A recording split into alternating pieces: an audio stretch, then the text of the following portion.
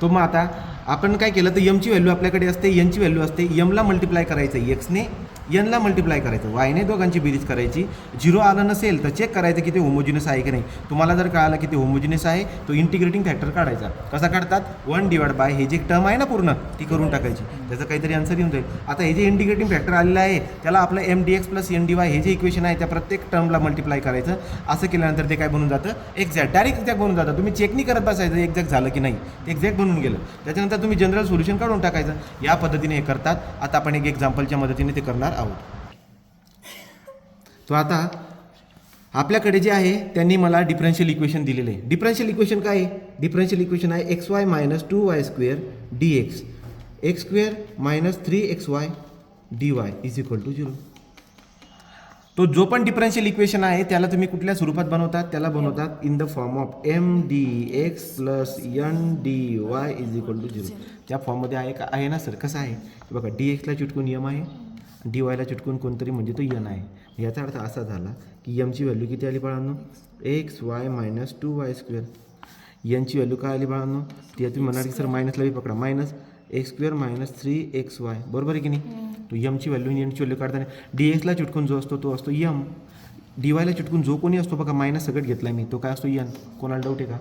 मग आता आपण काय करणार, या mचा डेरिव्हेटिव्ह काढणार विथ रिस्पेक्ट टू y, उलट ठीक आहे ना, विथ रिस्पेक्ट टू y.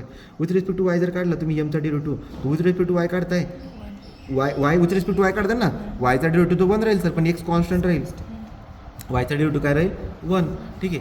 आणि पुढे मायनस चिन्ह आहे, 2 yचा डेरिव्हेटिव्ह काय असणार आहे, y² आहे ना, तो y² 2y किती असतो 2y. मग याला बघा x एक x आणि होऊन जाईल 4y.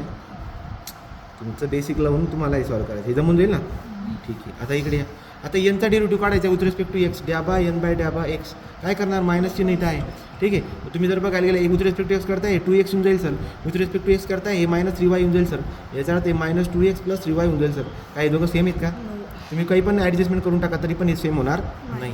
याचा अर्थ असा आहे की (m/y ≠ (n/x). This equation is not exact, ते एक्झॅक्ट नाही आहे. मला एक्झॅक्ट बनवण्यासाठी आपल्याला काय करावं लागेल, आता बघा तो चेक करा की होमोजिनियस आहे का. कसं करणार, तर बघा XY² - 2y², बघा तुम्ही हां प्रत्येक टर्मला तुम्ही ऑब्झर्व करा, x² - 3xy dy = 0. तर हे तर काही आलं नाही. आपण काय करणार आता, होमोजिनियस आहे का ते चेक करणार. होमोजिनियस आहे तर कसं, एक्सच्या डोक्यावर 1, वायच्या डोक्यावर 1 आणि 1, म्हणजे याचा अर्थ XY ही एक टर्म झाली, याची डिग्री किती आहे 2. पुढे या 2y², y 2च्या डोक्यावर 0 राहतो, त्याला पकडायची गरज बी नाही. तो 2च्या डोक्यावर काय असतो 0, 0 आणि 2 2, याचा अर्थ याची डिग्री 2, याची डिग्री पण 2. चला पुढच्या टर्मला, एक्सची डिग्री पण 2, XY म्हणजे याची डिग्री पण किती 2, 3च्या डोक्यावर तर 0 राहतो ना. याचा अर्थ प्रत्येक टर्मची डिग्री सेम आहे, म्हणजे होमोजिनियस आहे. The given differential equation is homogeneous. So काय करणार, यूज रूल 1. चला रूल 1 काय म्हणतो रे, x × m करा, x × प्लस y × n काढून बघू. चला x काय, आता m कुठे, किंवा m काढून ठेवला नाही का, m आहे ना, त्याला मल्टिप्लाय करायची x नाही, x × m काय XY - 2y². नाही समजलं का, अरे x m करायचं ना, x ठेवला आपण, m काय हे m कॉपी पेस्ट केला, प्लस y, nची व्हॅल्यू काय ही n आहे सर, कुठे हे बघा n आहे, तो n म्हणजे आपण एक काम करूया वाटल्यास तर ही n आहे ना, तो × -x² - 3xy. याला सॉल्व बी करता येईल आपल्याला, एवढं काय विषय नाही. ते बघू आता याला सॉल्व करू. जर हे 0 आलं तर मग आपला रूल 1 फेल झाला, रूल 1 काय झाला फेल. चेक करूया, याला जर सॉल्व केलं तर एक्सने जर ब्रॅकेटमध्ये शिरायचा ट्राय केला तर काय होतो, x² y, x × x x² y. हा जर इथे गेला तर पुढे -2xy². आता बघा ही मायनस आहे ना, ही मायनस प्लस काय होईल, ही मायनस होऊन जाईल इथं. आता करत बसा y × x y² पण ना बघा, आता हे जर का मध्ये शिरायला गेलं तो बाहेर तर मायनस होता, मध्ये पण मायनस आहे की, 2 मायनस होऊन जातील, तो प्लस काय होऊन झाला 3xy². थोडं शांततेत जर सोडवलं तर कळून बी देईल तुम्हाला, नाही समजते का. चला मग पुढे काय, आता बघा x² आहे आणि आपण x² आहे, तर x² y आणि x² y कट झालं. 3xy² मधून 2xy² मायनस केले तो काय होईल, 1xy² म्हणजे फक्त xy² उरेल, जे की आपलं इंटिग्रेटिंग फॅक्टर राहील. थांबा आता xy² उरलं की नाही, तो एक्स वाय स्क्वेअर उरले. याचा अर्थ असा झाला x m plus y n is not equal to 0. तो देअरफॉर इंटिग्रेटिंग फॅक्टर काय बनतो? इंटिग्रेटिंग फॅक्टर बनतो 1 divide by x m plus y n that is what 1 divide by x वायचा स्क्वेअर. हा झाला आपला इंटिग्रेटिंग फॅक्टर. याला काय करायचं? या इंटिग्रेटिंग फॅक्टरला उचलायचं आणि आपलं जे पहिलं इक्वेशन एम डी एक्स आणि एन डी वायचं त्या प्रत्येक टर्मला मल्टिप्लाय करायचं. प्रत्येक टर्म म्हणजे प्रत्येक टर्मला एक एक एक एक द्यायचं ते. ठीक आहे, मी मागच्या पेजवर लिहितो तोपर्यंत तुम्ही पॉज करा. आता इंटिग्रेटिंग फॅक्टर आपल्याकडे आला आहे 1 एक्स वाय स्क्वेअर. तुम्ही प्रत्येक टर्मला मल्टिप्लाय करा 1 एक्स वाय स्क्वेअर. कसं करणार? X y into 1 x y square minus 2y into 1 x वायचा स्क्वेअर. ब्रॅकेट पूर्ण झाला. एक्स वाय स्क्वेअर ना कुठे? हां 2y स्क्वेअर आहे ना. हां इंटू इथे काय असणार डी एक्स मायनस पुढे काय होईल minus x square into 1 divide by x वायचा square minus 3xy into 1 divide by x वायचा स्क्वेअर. इथं आहे डी वाय. इथे काय आहे d y is equal to पुढे आपल्याकडे 0. ठीक आहे, तर आपण काय करायला पाहिजे होतं हे बघा.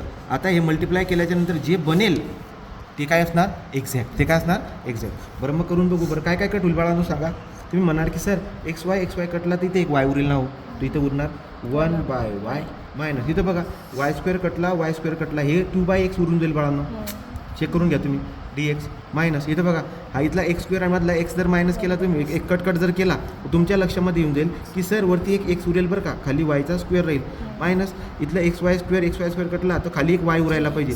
3/y 3 एक्स वाय कटला वाय उरणार ना. हां इथं राहणार d y is equal to 0. आता हे झालं exact. This is the exact equation. This is exact equation. Okay, मग आता काय करणार? आता करा एम काय 1/y मायनस 2/x. एन काय? एन आहे मायनस बघा ना मायनस सगळं उचलून आणायचं एक्स वायचा स्क्वेअर मायनस 3/y.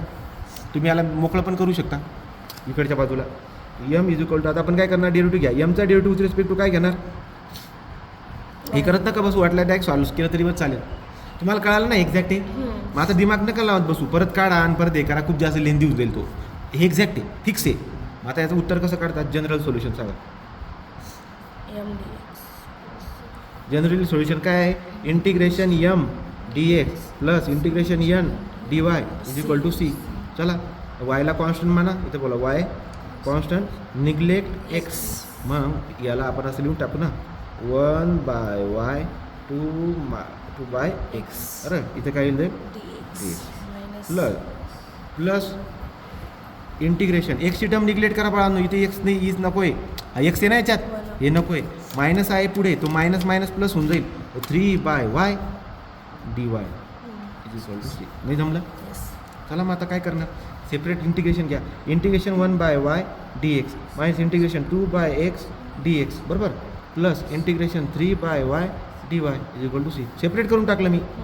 1/yचं इंटिग्रेशन काय 1/y आहे सर. याच्या थोडी ना एक्स आहे. 1/y कॉन्स्टंट बाहेर आला आय डी कट एक्स. अरे 1/y बाहेर काढला आय डी कट एक्स राहिला मायनस. आता बघा इथं जर तुम्ही बारीक ऑब्झर्व करायला गेलात तर 2/x आहे.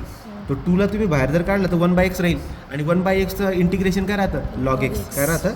Log x. तुम्हाला माहीत असायला पाहिजे की 1/xचं इंटिग्रेशन लॉग एक्स राहतं. पुढे बघा आता विथ रिस्पेक्ट वाय करताय तो प्लस 3 हा पण काय होऊन जाईल 1/y आहे ना तो लॉग वाय इज सी. जमतंय? तो हा झाला x/y. याला कसं लिहितील बाळांनो? तुम्ही म्हणाल की सर हे 3 log y आणि -2 आहे ना त्याला याच्या स्वरूपात लिहिता येईल ना आपल्याला. कसं? डिवाइडच्या स्वरूपात. कसं करता येईल सांगा? तो डोक्यावरती न्या असं करता येईल बघा. 2ला पुढे न्या म्हणजे मायनस लॉग एक्सचा स्क्वेअर. इथं काय होईल प्लस लॉग वायचा क्यूब. लॉगचा नियम काय म्हणतो? या डोक्यावर न्या याला डोक्यावर न्या इज इक्वल टू सी. कोणी इथंच थांबून जाईल चालेल काही प्रॉब्लेम नाही. कोणी ते बी थांबलं तरी पण चालेल. सिम्प्लिफाईड करत बसलो मी. तो बघा आता काय होईल एक्स मायनस वाय.